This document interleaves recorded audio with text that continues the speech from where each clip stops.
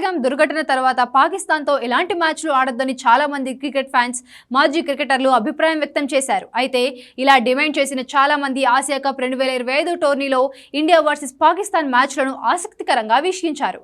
వాళ్ళు ఉగ్రదాడి చేసినందుకు మేం వాళ్లకు షేక్ హ్యాండ్స్ ఇవ్వం అన్నట్లుగా వ్యవహరించిన భారత జట్టు పాకిస్తాన్తో 3 మ్యాచ్లు ఆడి ముచ్చటగా 3 సార్లు గెలిచి ప్రతీకారం తీర్చుకున్నట్లుగా ఉప్పొంగిపోయిందని కొందరు నెటిజన్లు పోస్టులు చేశారు. దేశ గౌరవం, ఆత్మాభిమానం ఇలా పైకి ఎన్ని కబర్లు చెప్పినా ఎవరికైనా కావాల్సింది డబ్బు, కాసులు వచ్చే ఏ పనిని చేయకుండా ఉండలేరు. ఇండియా వర్సెస్ పాకిస్తాన్ మ్యాచ్ అంటే స్టేడియం బయట హౌస్ఫుల్ బోర్డులు పెట్టాల్సిందే, టీఆర్పీ రేటింగ్స్ రికార్డు బద్దలు కొట్టాల్సిందే. అందుకే ఐసీసీ మెన్స్ టీ20 వరల్డ్ కప్ 2026 టోర్నీలో కూడా భారత జట్టు పాకిస్తాన్తో తలపడబోతున్నట్లు సమాచారం. వచ్చే ఏడాది భారత్ శ్రీలంక వేదికగా టీ20 వరల్డ్ కప్ 2026 టోర్నీ జరగనుంది.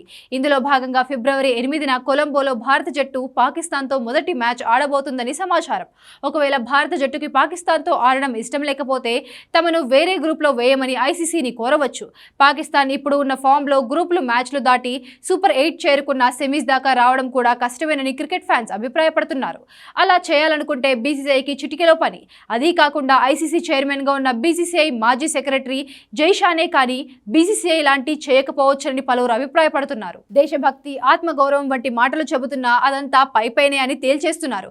బీసీసీఐకైనా ఐసీసీఐకైనా కావాల్సింది కాసులే. ఆఖరికి దేశభక్తి అంటూ ఆవేశంతో సోషల్ మీడియాలో పోస్టులు పెట్టే వాళ్ళు కూడా ఇండియా వర్సెస్ పాకిస్తాన్ మ్యాచ్లను ఎంజాయ్ చేస్తూ సెలబ్రేట్ చేసుకుంటున్నప్పుడు నిర్వాహకులు ఆ క్రేజ్ ని ఎలా వదులుకుంటారు అని పలువురు కామెంట్ పెడుతున్నారు. దీంతో ఏ విధంగా చూసినా భారత్ పాక్ మ్యాచ్ ద్వారా ఫైనల్ గా లబ్ధి పొందేది బీసీసీఐ, ఐసీసీఐనే అన్నది తేలిపోయింది.